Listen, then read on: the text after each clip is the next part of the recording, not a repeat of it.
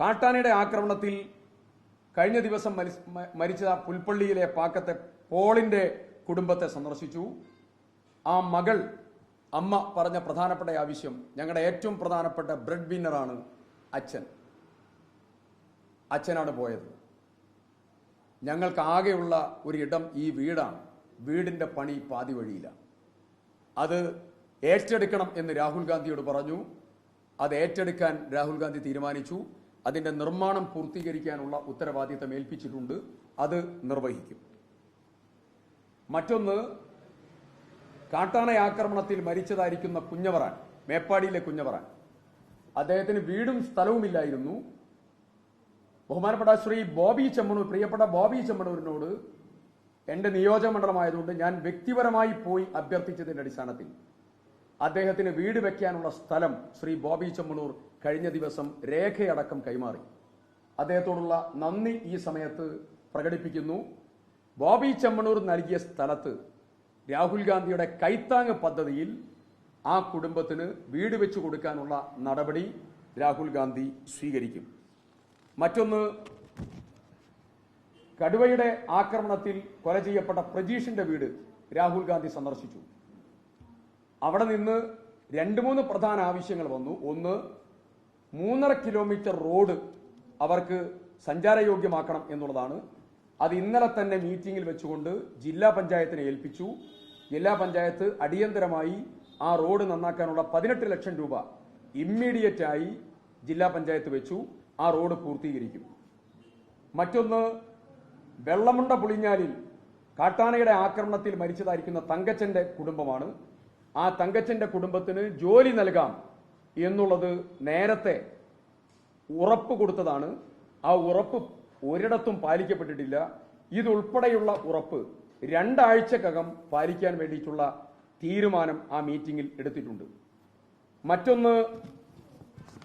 മറ്റൊരു പ്രധാനപ്പെട്ട കാര്യം, ചാലികദ്ദ അജീഷിന്റെ വീട്ടിൽ പോയപ്പോൾ മകളും ഭാര്യയും അച്ഛനും പറഞ്ഞ പ്രധാനപ്പെട്ട കാര്യം, കർണാടകയിലെ ആനയാണ് കോളർ ധരിച്ചതായിരിക്കുന്നത്, റേഡിയോ കോളർ ധരിച്ച ആനയാണ് ആക്രമിച്ചത്.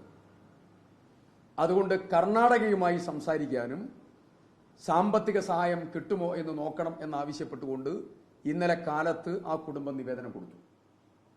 ആ നിവേദനം ബേലൂർ മക്ന എന്ന് പറയുന്ന 2023 കർണാടകയിലെ ഹാസനിൽ പിടിച്ചതായിരിക്കുന്ന റേഡിയോ കോളർ ധരിപ്പിച്ച ആനയാണ്. ആ വിഷയം കർണാടക ഗവൺമെന്റുമായി രാഹുൽ ഗാന്ധി ബന്ധപ്പെട്ടു. ആ കുടുംബത്തിന് 15 ലക്ഷം രൂപ കൊടുക്കാൻ രാഹുൽ ഗാന്ധിയുടെ ഇടപെടലിലൂടെ കർണാടക സർക്കാർ തീരുമാനിച്ചു.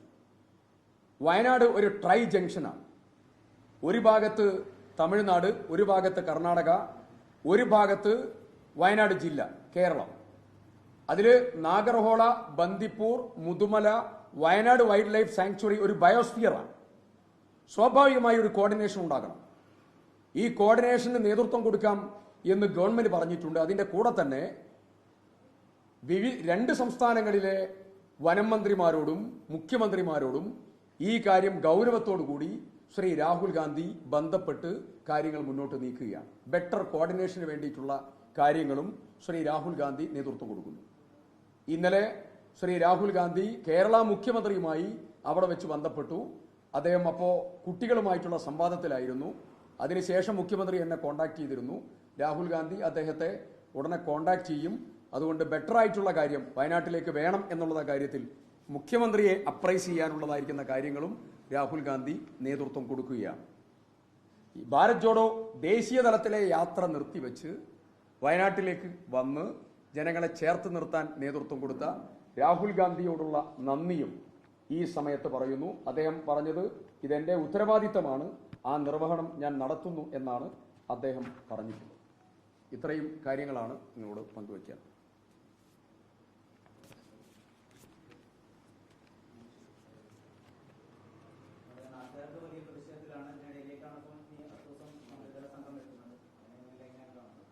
പോലീസ് അതിന്റെ നടപടികൾ സ്വീകരിക്കട്ടെ. പോലീസ് അതിന്റെ സംരക്ഷണം ഒരുക്കണം.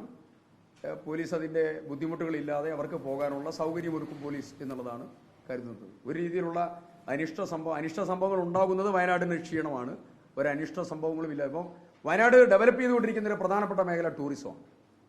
ഈ വന്യമൃഗ ആക്രമണങ്ങൾ ആ ടൂറിസം സെക്ടറിനെയും ഗുരുതരമായി ബാധിച്ചുകൊണ്ടിരിക്കുകയാണ്. അതുകൊണ്ട് ആ കാര്യത്തിലുള്ള നടപടി സർക്കാർ സ്വീകരിക്കുമെന്നാണ് പ്രതീക്ഷ. നാളെ കാലത്ത് 9 മണി മുതൽ 24 മണിക്കൂർ രാപ്പകൽ പ്രക്ഷോഭം UDF നേതൃത്വത്തിൽ വയനാട്ടിൽ നടക്കുക. നാളെ കാലത്ത് 9 മണിക്ക് 2 MLA-മാരും ജില്ലാ പഞ്ചായത്ത് പ്രസിഡന്റ് ഉൾപ്പെടെയുള്ള പഞ്ചായത്ത് പ്രസിഡന്റുമാർ ഉൾപ്പെടെയുള്ള മെമ്പർമാർ ഉൾപ്പെടെയുള്ള മുഴുവൻ ജനപ്രതിനിധികളും നാളെ കാലത്ത് 9 മണി മുതൽ 21-ാം തീയതി കാലത്ത് 9 മണി വരെ വയനാട് കലക്ടറേറ്റ് പടിക്കൽ 24 മണിക്കൂർ രാപ്പകൽ പ്രക്ഷോഭത്തിന് നേതൃത്വം കൊടുക്കുക. ബഹുമാന്യനായ Shri K Muraleedharan MP,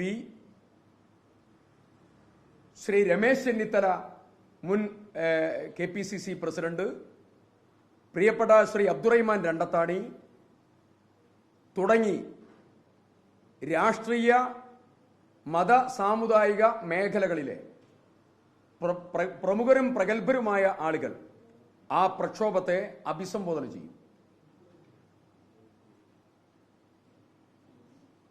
okay,